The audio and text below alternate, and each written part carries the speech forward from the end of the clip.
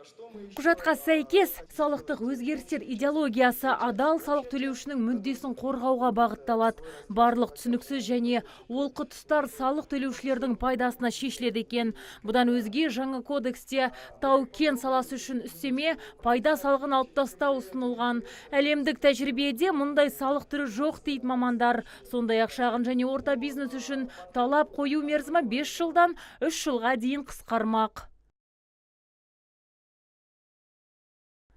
Мәжілісте жаңа кодекс жобасы қаралып жатқанымен, біз өңіраралық семинар ұйымдастырудамыз. Мүмкін сіздер парламентке жіберілген соң біздің ұсыныс қабылданбайды деп ойлайтын шығарсыздар. Дегенмен салық әкімшілігінің 90% өзгертілмеген, сондықтан біз барлық өңірді аралауға кірісіп отырмыз.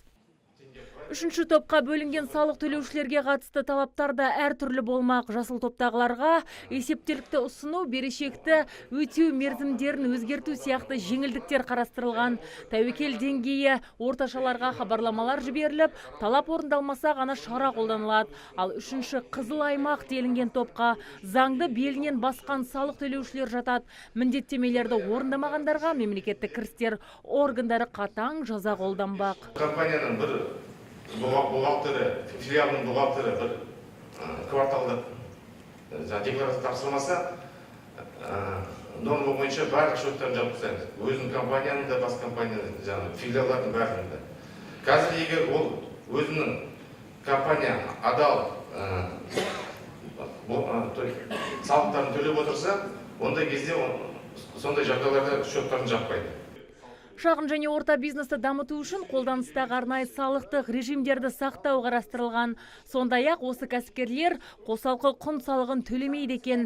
Әскери қызметтегі және оқу кезеңіндегі әскери қызметкерлер мүлік салығынан босатылмайды. Ал үшінші топтағы мүгедектер биылдан бастап меншігіндегі барлық мүліктің жалпы құнынан 1500 айлық есептік көрсеткіш еселенген мөлшері шегінде мүлік салығынан босатылады. Семинар барысында қатысушылар қызықтырған сұрақтарын қойып, ұсыныстарын да беріп жатты.